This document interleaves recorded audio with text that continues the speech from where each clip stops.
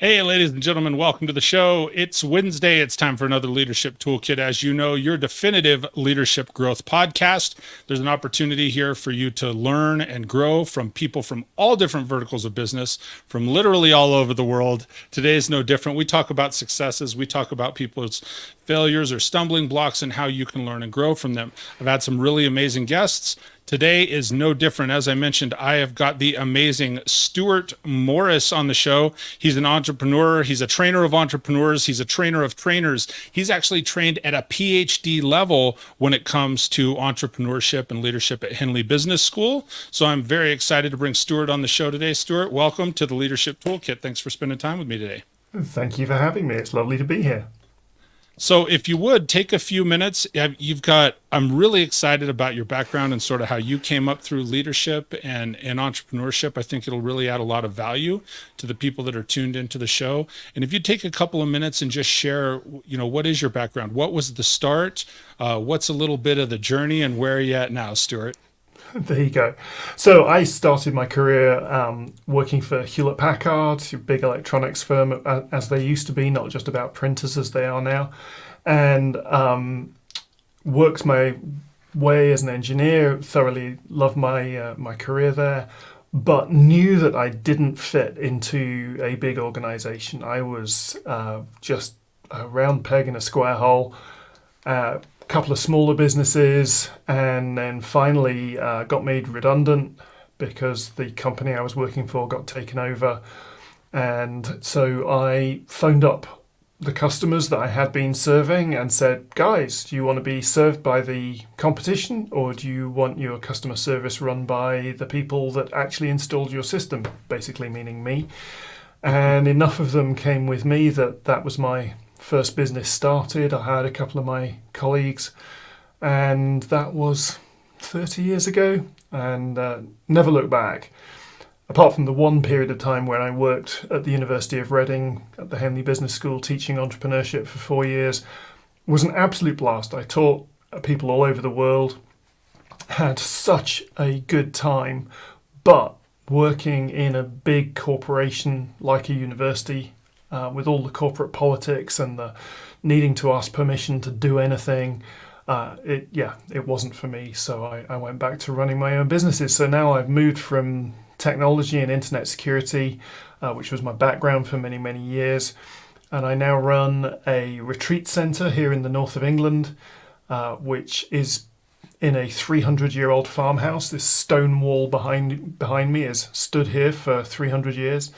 And I also have a couple of different training businesses. So I've gone from the hard tech to very much a soft skills people's business.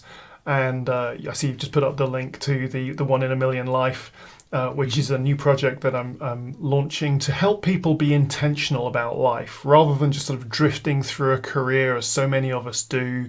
We get promotion, we get promotion, we get promotion, we get stuck inside that sort of corporate machine. And the OneInAMillion.life is about being intentional in terms of your relationships, your work life, your home life, your kids, the life you actually want to lead rather than the life you end up leading if you just let it happen. So that's a really short summary. There's been some success. There's been some epic failures, and of course you learn far more from the failures than you do from the successes. But fundamentally, loving life. I love that, man. And I love the fact, and for anybody that may be tuning in, thank you for sharing all that, Stuart. For anybody that may be tuning in and you just heard him briefly say, he's got this project that he's talking about so that you can, really enjoy life and go after it. It's One in a Million. That's all one word, .life, LIFE. So I would make sure and follow that and check that out. So let me ask you, when it comes to leadership, it really seems like there's two paths. And just from what you're talking about, you led me to, I always sit here and take notes, and you led me to a thought of, okay, so it seems like you can have either this really high level executive push or at whatever, like you said, in a corporate business or even in an entrepreneurial business, like that takes a lot of time and a lot of energy from an individual, or you can have work-life balance and learn how to really love and live life. So is there an in between then? Is there something that you would recommend? If you're coaching somebody that is in that leadership role, are you involved more with, let me ask you this before we dive down that path. Are you involved more with people that have been longer term entrepreneurs or newer entrepreneurs, or a little of each? So my sweet spot is people who are wanting to build what might be described as a mom and pop business. They're not trying to be the next Facebook. They're not trying to build the big corporate thing. They're trying to build something that's of a human scale. So let's pick a number, up to 50 employees, that kind of scale, where you can still know everybody. My business here, we have about 20 employees. I know them all personally. But what I've now got to the scale is, in order to have the quality of life that I want to lead, I've worked my backside off for years. Sure. And I'll never stop working my backside off. You talk about work-life balance. I have my work. That's pretty much my life. But I have just hired a CEO to actually run the group of companies on the day-to-day basis, so I'm not getting bogged down in the minutiae all the time, and it's taking some time to do that extraction process, and to some of the staff are still very used to just calling me when something's not working, and they need to get used to the idea of calling somebody else. And equally, I need to learn to step back, and after we finish this podcast, I'll probably run into the kitchen. We've got 20 guests staying here on a training course at the moment. Guys, what happened? Did we run out of spaghetti? Did we? Which catastrophe are we currently? Have we killed anybody with a gluten intolerance or whatever it is? I need to step back from that micromanagement. So there is that difference between essentially being self-employed, where you are the company. Doesn't matter how big it is. If you can't step back, if you get hit by a bus or you take a month off, the business will grind to a halt. And actually, what I'm trying to help people build is something where they can take a month off. And I'm living that in these 3 businesses myself right now. But it's something that I've done a number of times, is to say, what I've said to my CEO when I was hiring him is, the goal is 1 week every month I am not in the office. Now, that doesn't mean I may not, it doesn't mean I'm taking it as vacation, but it does mean that's my time. There are no meetings. I might be sitting down inventing the next product. I might be sitting on a beach. I might be taking my partner and walking the dog and, just enjoying time with her.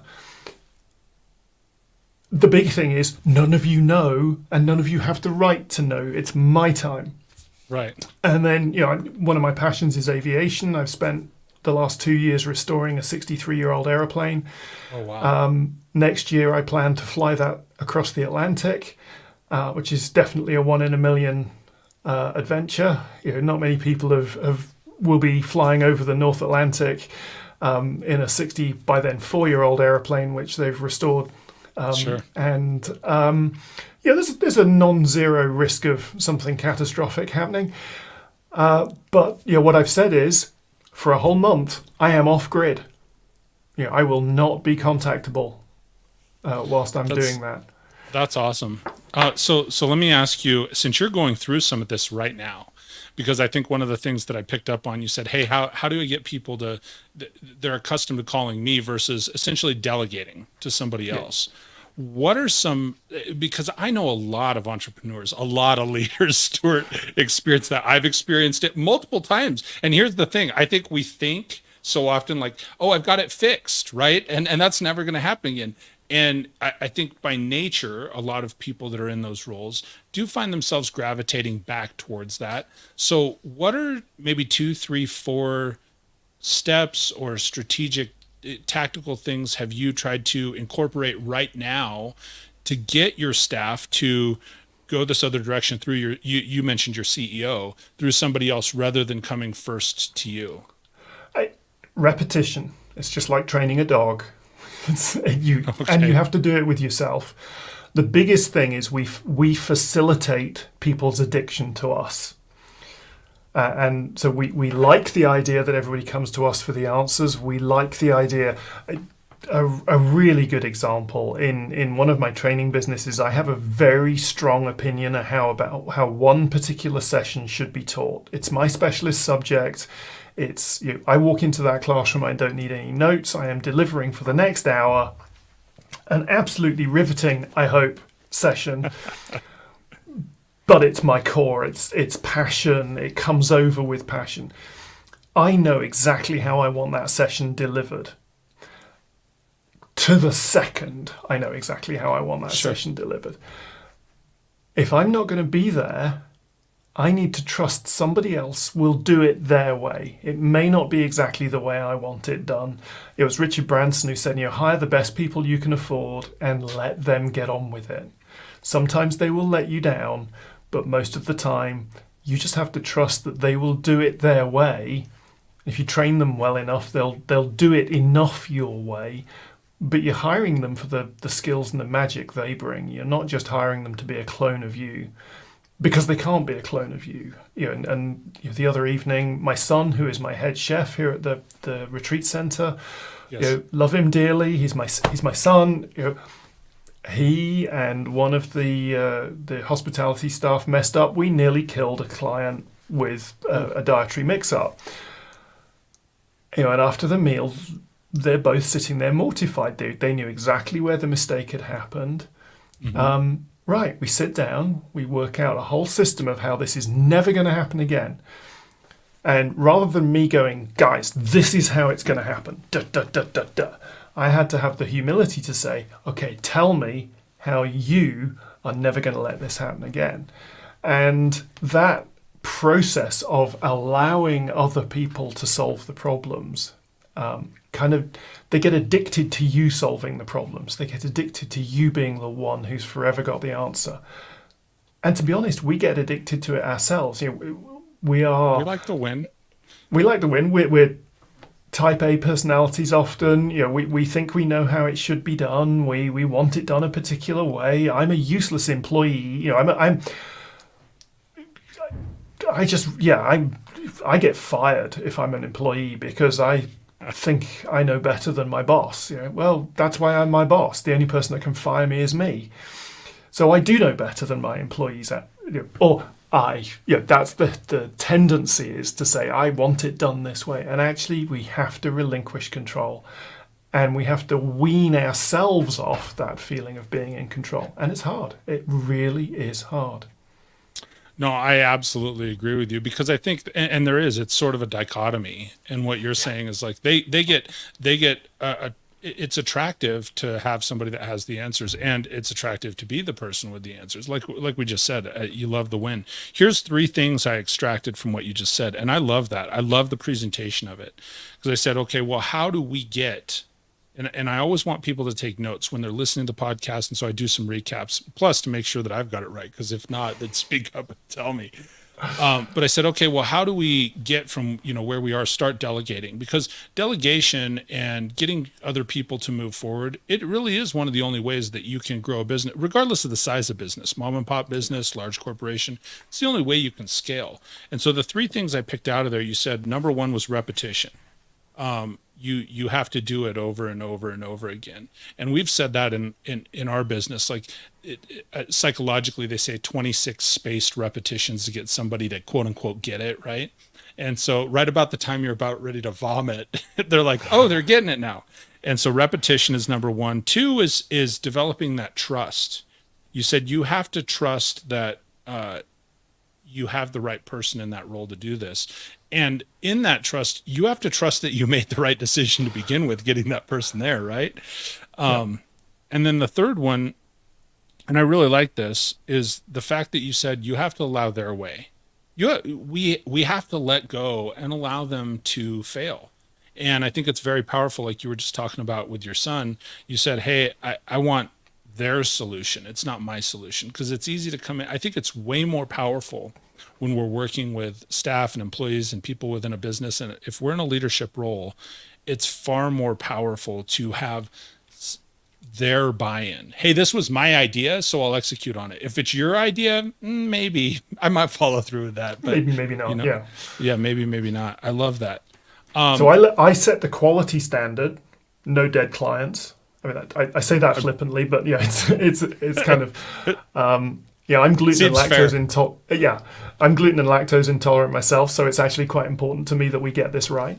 Sure. And then they have to work to meet that standard.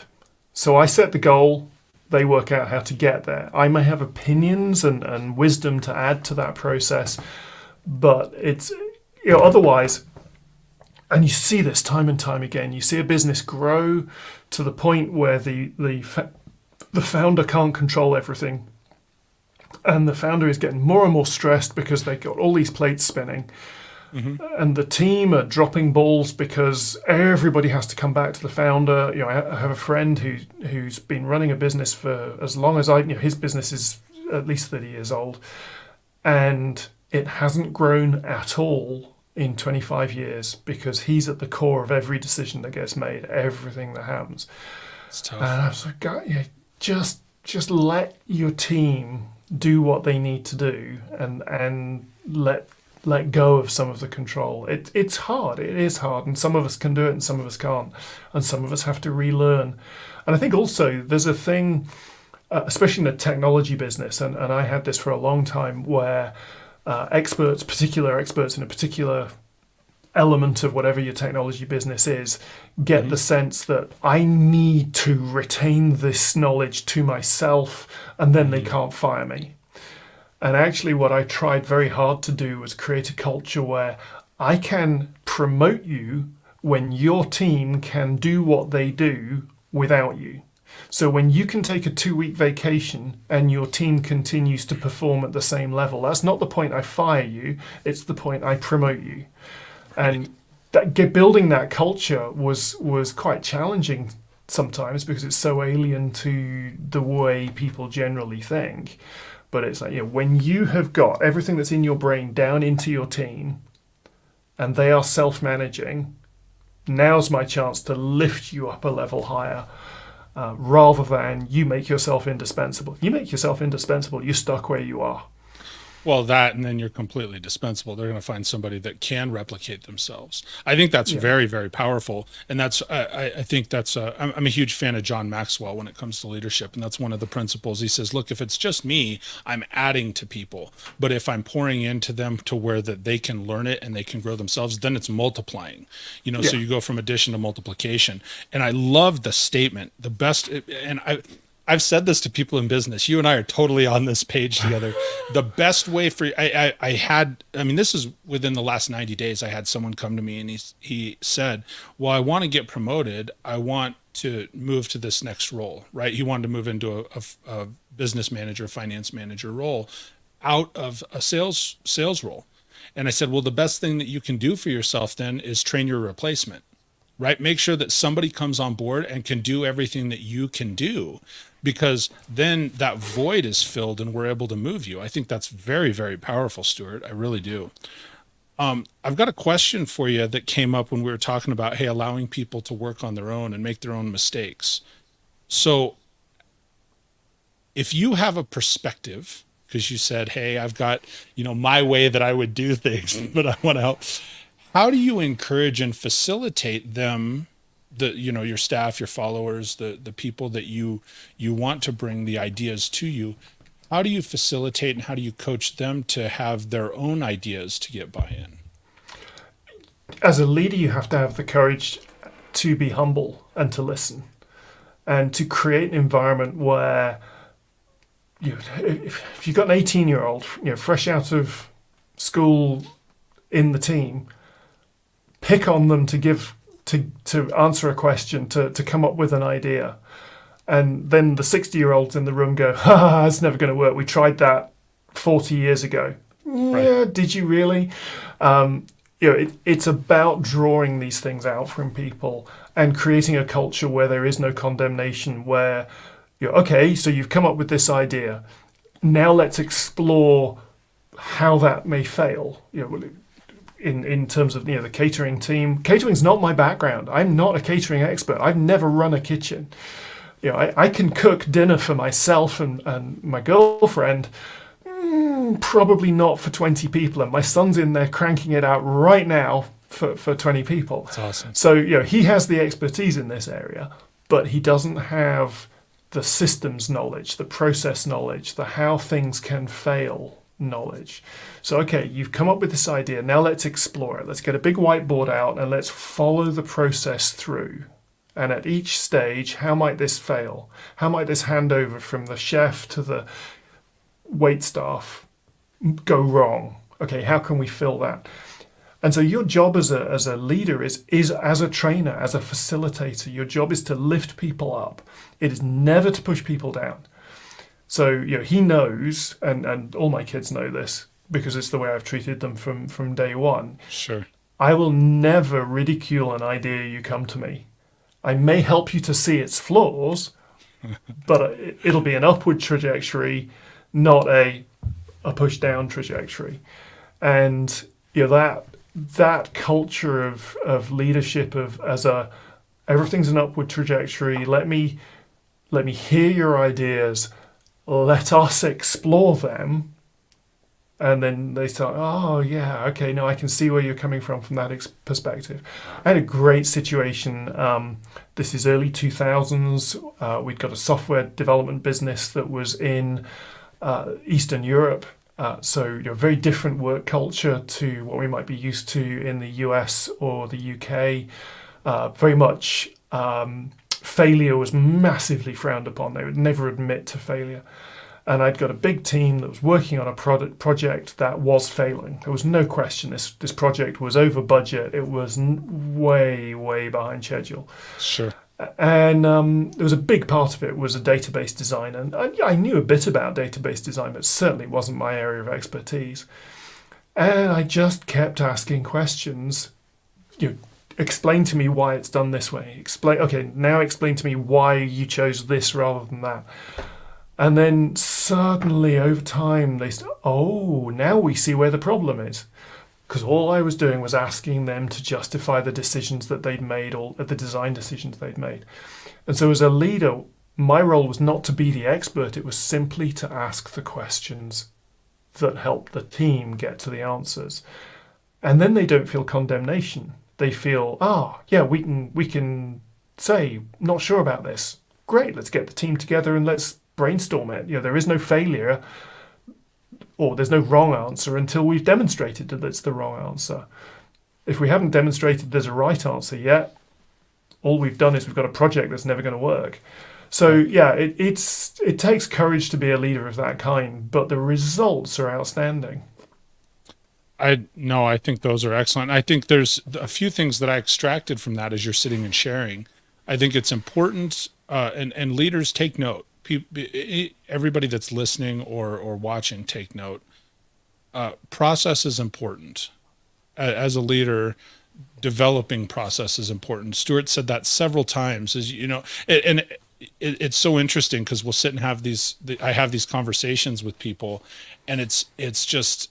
You see certain people light up, and like even as you're talking about this, like the process to something and developing a process and sticking to it and staying consistent is important. That's one of the things I'm reading from you.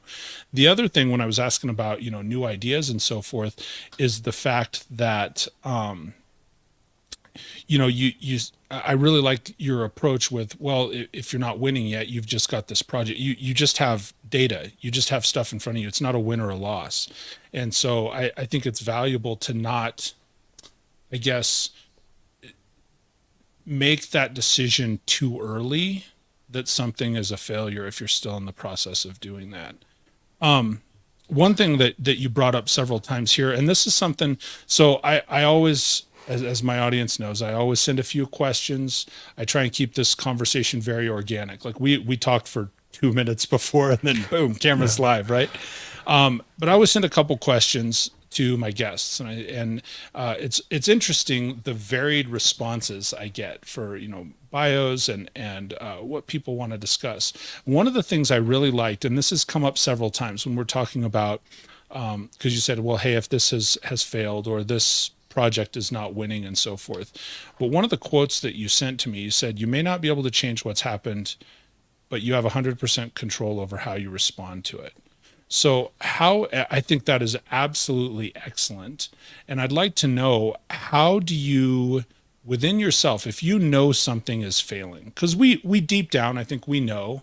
And at one point, I went through this period in my life when I was like, I'm not going to accept any failure. You have some level of success, right? I only sold one of these and I was supposed to sell 100, but I succeeded in selling one. It's like, no, really, that's actually a fail.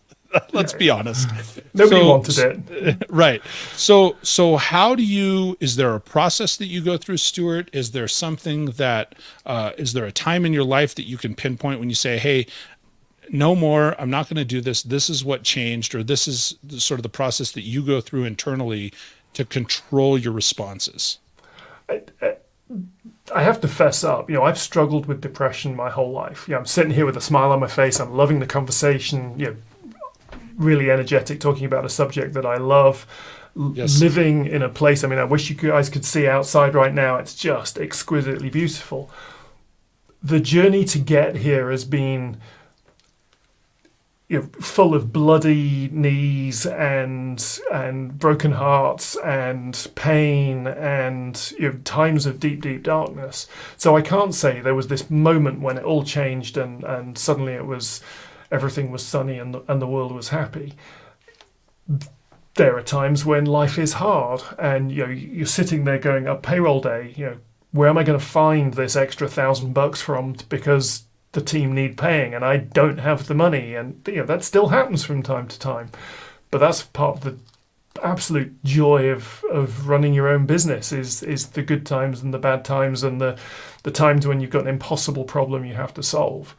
And those are the times when I go, you know what, I could stand up and start screaming, and there are times when I have to go and get in a place where nobody can hear me and let the anger out and try not to do too much damage to anything or anyone. Or yourself. Or myself, yeah. But just reminding yourself, this evening, I had 20 minutes to kill before we got on here. Yes. And it's not long enough to sit down and solve a problem. It's not long enough to write that email I have to write with an HR issue. It is long enough to just throw a ball for the dog. For 20 minutes, my dog and I just ran up and down the lawn, throwing a ball. I had 100% control of what happened for that 20 minutes, in the sense that it was just fun. It was just relaxation. My dog completely happy. She absolutely adores me. That 100%. Yes. She doesn't care what kind of day I've had. She's going to bound up to me with the ball and go, come on, let's play. Let's do it again. And I think, let's do it again and again and again and again and again. And it's reminding yourself that it doesn't matter what kind of day I've had. It doesn't matter what good news and bad news I've had. What happens next is my choice. For good or ill, I have control over that next thought. And it's a thing that came out of the Auschwitz. There are quotes of people saying it didn't matter what they did to us. The one thing they couldn't take away from us was the thoughts that we had in our head. And in many ways, that is the true freedom, to be able to control what's going on in your head and to have those thoughts. And I think for us, too much stress, financial crisis, that you've poured all of your savings into a business project and it just isn't working. Your partner is looking at you going, what on earth are you doing? You've spent every last penny and now we're having trouble paying the mortgage. It's stressful, but I have 100% choice about what I do next. And that might be put the business into liquidation and declare bankruptcy. That might be what has to happen.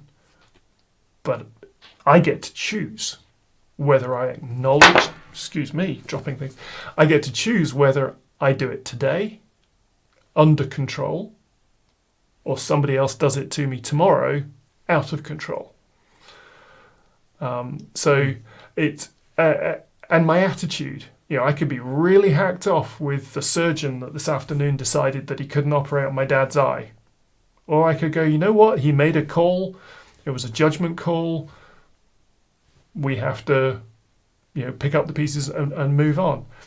Yep. 90% of how I feel about the situation is whether I get angry about it, about something I have no control over, or I accept that somebody with a great deal more expertise than I do on a particular subject said, it's unsafe to do it today. Okay, let's reschedule. So it's about taking control of your own feelings and deciding rather than getting blown on the wind. I think that's very powerful. It's being very deliberate, and it's showing signs of real. I think that's one of the things people really try to gauge emotional intelligence too. And what you're talking about, that is such a powerful statement. I would tell everybody, write this down. I might write it down and put it right on my computer. What happens next? It's my choice. That's such a powerful statement. Thank you for sharing that. I want to shift gears here for a couple, because you sent me a few other really good items, and I think this is something that is very valuable for people that are in leadership roles, people that are in entrepreneurial roles, a lot of business folks that watch or listen to this podcast. You stated a couple of key points. One, build for the long term and think legacy. How do you that's something, like I said, we're completely shifting gears. So just stay with me on that. Okay. When you're talking about building for long-term and thinking legacy, first, what clicked in you to say, hey, this is something that's important? And then why do you recommend that? And how can people start to do those things? So one of the key realizations, and this came out of research when I was teaching entrepreneurship, is that very, very few entrepreneurs end up running the business that they started running. So you look at Steve Jobs, started Apple. Okay, he ended up back at Apple, but he had he was ousted. Ousted, ran Pixar for a while. Yeah. Disney shareholder, your major Disney shareholder, all sorts of interesting things along the way. Richard Branson, started selling records. Now, then. An airline, all of this other stuff, and there are plenty of failures in both of their stories, and they are the outliers. These guys and girls that create these huge businesses are often only that wealthy or that successful because there was a massive stroke of luck somewhere along the way. If you think of the classic bell curve. Mm-hmm. Yes. The absolute failures, the people who never start a business are at one end, and the people who are the Mark Zuckerbergs, the Elon Musks are at the other end. They are the 0.00001% of entrepreneurs. Most of us are within that 2 standard deviations chunk. We are reasonably successful. We've got a few failures behind us. We've got plenty of success behind us and plenty of success in front of us. Probably some more failures too. If you are totally focused on the short term, I need to make $1 million and I'm going to do it this year. There are plenty of get-rich-quick schemes. eBay arbitrage, Amazon drop shipping, all of those things. The people who teach coaches to coach coaches to coach coaches. It's a meta business. It's not real. Right. It drives me nuts. So you need to have a course.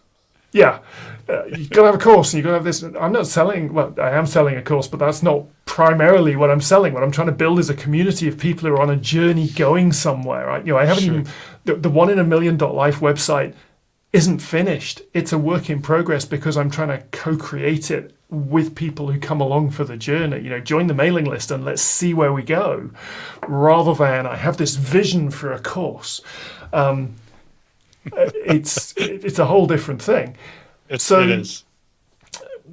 If you think long term, then you're not focused on this business succeeding. You're focused on a business succeeding. You're focused on what you're building for long term, and the wisdom that I only realized decades later. Both my grandfathers invested in me in terms of the way I describe it. They wasted time playing with their grandson. They invested their time. They taught me things, their expertise in very different fields. And I now look and say, okay, assuming grandchildren come along, how can I sow into that child's life. Time, skills, love, and money. I want to be able to leave a legacy in all of those areas so that, I have really fond memories of my grandfather, one of them, teaching me how to navigate for an aeroplane. So when I came to sit my navigation exams years later to fly an aeroplane, it was no sweat because he taught me how to do it with a pencil and a ruler and a stopwatch and a map. All this digital stuff we have now, it's a piece of cake. Sure. My other grandfather, he was a mathematician. He taught me all sorts of math stuff, which I used for years in my career. They both invested that time into me. They also made me feel loved. And they left money, not huge sums of money. They weren't wealthy men, but they left money that enabled me to do things. So my goal is to be able to sow into my grandchildren's lives in all of those areas: skills, time, money, and love. And we all know the most important of those is love, that those children. And in order to be able to invest that time, I need to be able to not retire. I'm never going to retire, but I need to not be at my desk 24 hours a day. And in fact, one of my goals is to be able to sit down with, let's say at some point in the future, I have a 9-year-old granddaughter, and to sit down with her and say, okay, today we are going to go and we're going to have lunch in France, Le Touquet. And her eyes are going to look at me like, really, Grandad? Yeah. And you are going to fly us there. And we're going to get in the airplane, and she's going to learn how to fly the airplane on the way to France. Now, she's not going to learn how to land in that first episode, but imagine her heart when she gets home and tells her mum and dad, Grandad, let me fly the airplane today. Yeah. Will she remember that for the rest of her life? Yes, she will. 100%. And so that's why I say, think long-term, think legacy. Think what the next generation and the generation after them are going to say of you. And actually, one of my businesses is involved in the funeral industry. We teach a big course on how to be involved in particular aspects of the funeral industry. And on Friday afternoon, 2 days from where we are now as we record this, my last words to that group of students will be, we're working in the funeral industry. On your way home, what I want you to think about is, what 3 things do you want people to say of you at your funeral? Write them down and then get out there and live that life. Because if you don't live that life, they won't say those things. Wow. That is, that whole part right there is so powerful, Stuart. I know we're kind of coming to the tail end, and I want to recap a couple of things that I picked up, because there's 3 just magnificent points that you just shared. And for the sake of my audience, for the sake of making sure they make it into the notes, I think it's just one of your statements, and I think this was a couple of minutes ago, when you said, it's not about this business succeeding, it's about a business succeeding. That's how you start to think legacy. That's how you start to think long-term. And it actually makes me think back. I interviewed a gentleman. He runs Ignite Press. He's a publisher, Everett O'Keefe.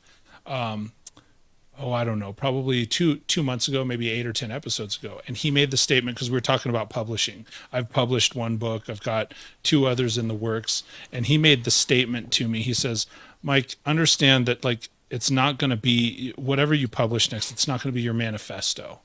Don't worry about publishing the work of art. Just publish a book. I was like, oh, well, okay. So I got back into doing more writing. And I think that ties hand in hand. It's not about this business. We get so attached as entrepreneurs, like it's this business. This is the thing. Like this is my end. This is my baby. This is the end game. And it's like, just focus on a business. How many other things can you branch off and do? Like you brought up several examples, Steve Jobs, Richard Branson that have branched off to all kinds of other crazy stuff that seemingly was unconnected, but still fit who they were. I love the fact that you said making sure to pass on skills, time, money, and love. I think that's very powerful. And then, man, that final statement there when you said, hey, what 3 things do you want to be known for? And I remember that. I remember somebody sent me your one sheet when we were talking about having you on the show. And that was one of the things of you having been a funeral director. As you bring it up now, or being in the funeral industry, as you bring it up now, I'm like, oh man, we should have talked about that more. That could be crazy. That's a whole nother thing. That's a whole nother episode. I have a director role for a funeral home. And I also teach people how to be officiants, celebrants, as we call it here in the UK, at funerals. Yeah, that's a whole nother conversation. Absolutely. As we come to the tail end, man, Stuart, thank you so much. Just thank you for your time. Thank you for your wisdom. I've got, as I always do, a 1.5 pages worth of notes to sit and recap and share. Certainly, I'll reshare this on the podcast. Do you have any final thoughts you want to take us out with this afternoon? I think there's a quote from Winston Churchill, and it's often misquoted. So It was during the Second World War. The UK was basically losing the war. There was no doubt about that at that particular point in time. And he said, "Never give in." I'm not going to quote the whole speech, but the key quote is "Never give in," and people misquote it as "Never give up." And the two are very, very different in meaning. There is a time when you have to give up. There is a time when you have run out of ammunition, and you've done everything you can, and this project is failing. And you have to walk away. I had a business. I worked my backside off in it for years. It went bust. I lost everything. I was $500,000 in debt at the end of that project, and it was time to just quit on that project. I had to give up. Sure. But I did not give in, and I got back up. Got working again, started another business, took some part-time jobs just to pay the bills and keep the roof over my kids' heads. It took me 9 years to pay off that $500,000 in debt, but I did it. And so it is that never give in. Never give in to the to the overwhelming force of the enemy, as he puts it, as Churchill put it.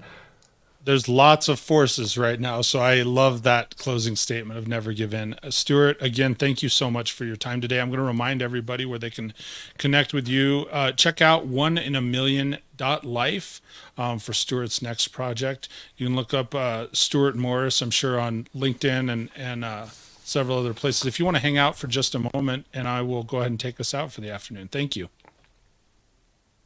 And ladies and gentlemen, that's going to bring us to a close for another episode of the Leadership Toolkit.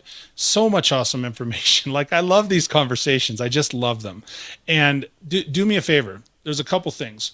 Number one, if you've gained something out of this show, if you've enjoyed the conversation with Stuart that I had today, and I know you have, throw some thumbs up on this. Please share it out on your social media. Make sure that you put this in your toolkit, because I think he brought so much valuable information.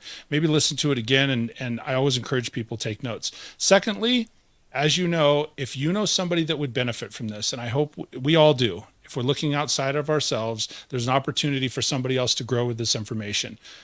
Share it with them. That's one of the most powerful things you can do. Hey, I've got this information. I think you'd get benefit from it. Share this with them. So I really appreciate you. I appreciate your time. We just want to lift you up so you have an opportunity to continue to grow yourself and all the people around you. Till we speak next, stay great, everybody. We'll talk soon.